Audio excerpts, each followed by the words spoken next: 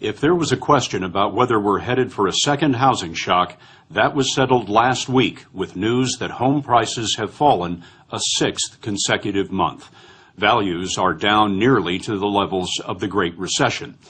One thing weighing on the economy is the huge number of foreclosed houses. Many are stuck on the market for a reason that you wouldn't expect. Banks can't find the ownership documents. It's bizarre, but it turns out that Wall Street cut corners when it created those mortgage-backed investments that triggered the financial collapse.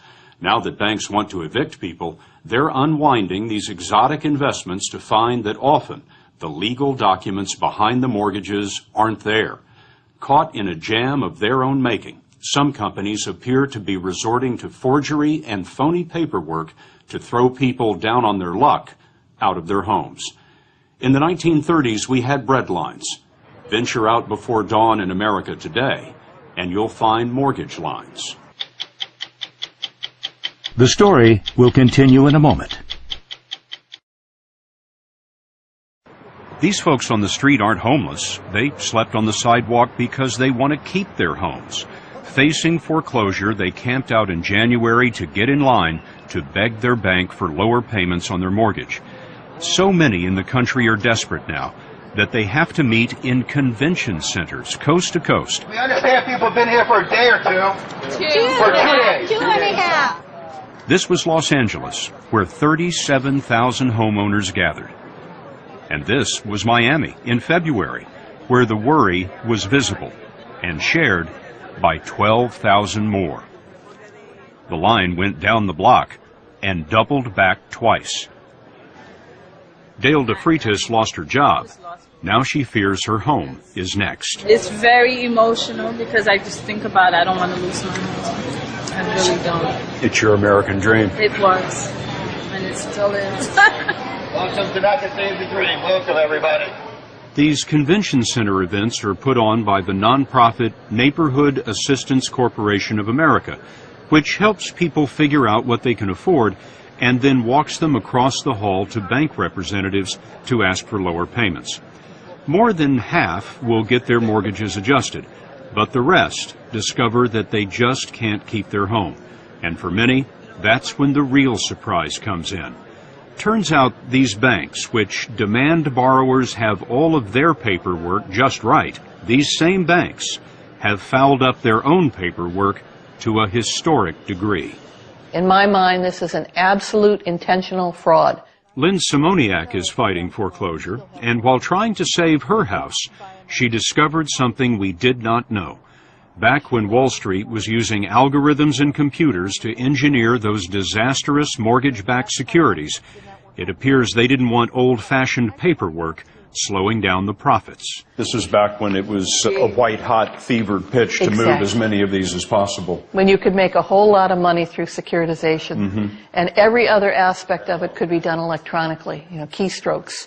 This was the only piece where somebody was supposed to actually go get documents, transfer the documents from one entity to the other. And it looks very much like they just eliminated that step altogether. Simoniak's mortgage had been bundled with thousands of others into one of those Wall Street securities traded from investor to investor. When the bank took Simoniak to court, it first said that it had lost her documents, including the critical assignment of mortgage, which transfers ownership. But then there was a courthouse surprise. They found all of your paperwork more than a year after they initially said that they had lost it. Yes. Did that seem suspicious to you? Yes, absolutely. And what do you imagine? It fell behind the file cabinet? Where was all of this? We had it, we own it, we lost it, and then more recently, everyone is coming in saying, hey, we found it. Isn't that wonderful? But what the bank may not have known is Lynn Simoniak is a lawyer and fraud investigator with a specialty in forged documents. She has trained FBI agents. Did you ask for copies of those documents? Yes. And what did you find? When I looked at the assignment of mortgage, and this is the assignment, a copy from my case, I looked at even the date they put in, which was 10/17/2008, was several months after they sued me for foreclosure. So what they were saying to the court was, We sued her in July of 2008, and we acquired this mortgage in October of 2008. It made absolutely no sense. Curious, she used her legal training to go online and researched 10,000 mortgages. Then I began to find the strange signatures. One of the strangest signatures belonged to the bank vice president who'd signed Simoniak's newly discovered mortgage documents. The name is Linda Green. But on thousands of other mortgages, the style of Green's signature changed a lot. And even more remarkable, Simoniak found that Linda Green was vice president of 20 banks, She's vice all at president the of same Deutsche time. Bank. All within the same week. I mean, this is a very, very active person. And you can Where find did all Linda those Green documents come from? We went searching for the Linda Green, and we found her in rural Georgia. She told us she's never been a bank vice president. In 2003, she was a shipping clerk for auto parts when her grandson told her about a job at a company called Docs, D-O-C-X. Docs, once housed here in Alpharetta, Georgia, was a sweatshop for forged mortgage documents. They were sitting in a room signing their name as fast as they possibly could to any kind of nonsense document that was put in front of them. Docs and companies like it were recreating missing mortgage assignments for the banks and providing the legally required signatures of bank vice presidents and notaries. Linda Green says she was named a bank vice president by Docs because her name was short and easy to spell. As demand exploded, Docs needed more Linda Greens. So you're Linda Green. Yes. Can't you tell? Chris Pendley worked at Docs at the same time and signed as Linda Green. When you came in to Docs on your first day, what did they tell you your job was going to be? That I was going to be signing documents for using someone else's name. Did you think there was something strange about that in the beginning? Yeah, it seemed a little strange, but they told us and they repeatedly told us that everything was above board and it was legal. And your previous experience in banking? None. In legal documents? None. There really were no requirements for the job. Correct. You had to be able to hold a pen. Hold a pen. But you were signing these documents as if you were an officer of the bank. Correct. How many banks were you vice president of in a given day? I would guess somewhere around 5 to 6. What were you getting paid for this? I'm embarrassed to say. $10 an hour. $10 an hour, that's not much for a guy who's vice president of 5 banks. Yeah, I was very underpaid for my status in the companies. Pendley showed us how he signed mortgage documents as Linda Green.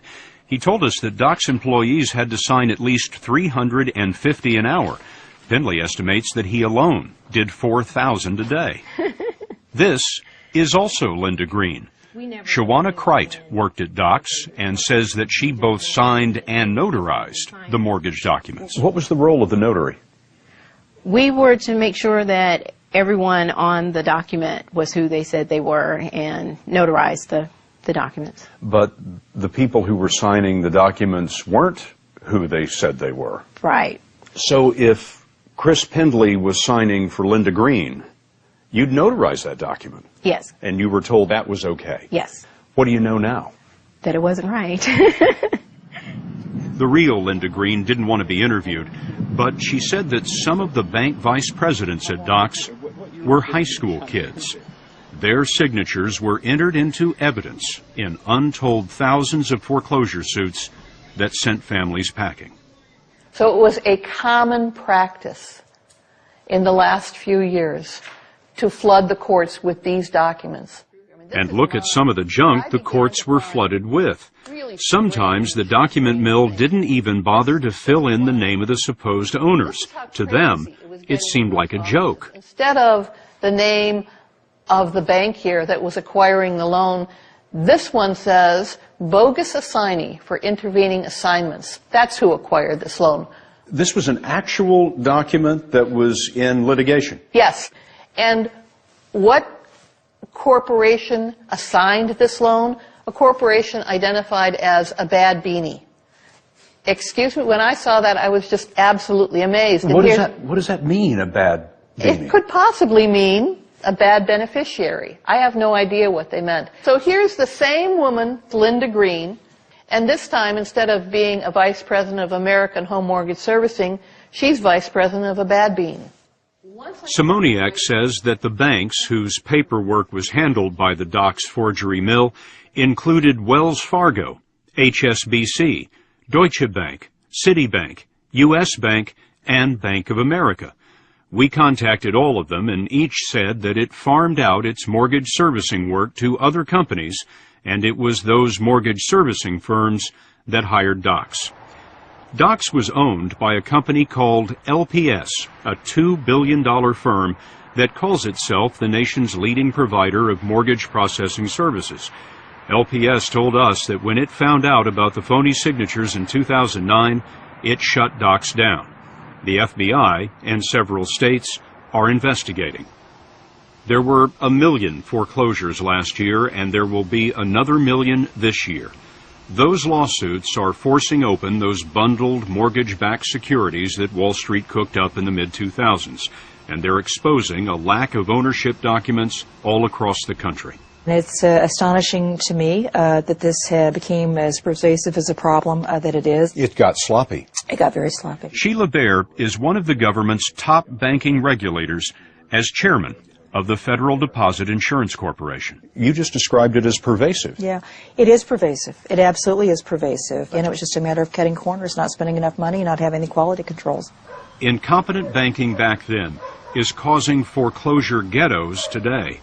Although banks say the courts have been accepting their paperwork, now that's changing as desperate homeowners countersue the banks over the document fiasco. This leaves houses unsold indefinitely, undermining the recovery.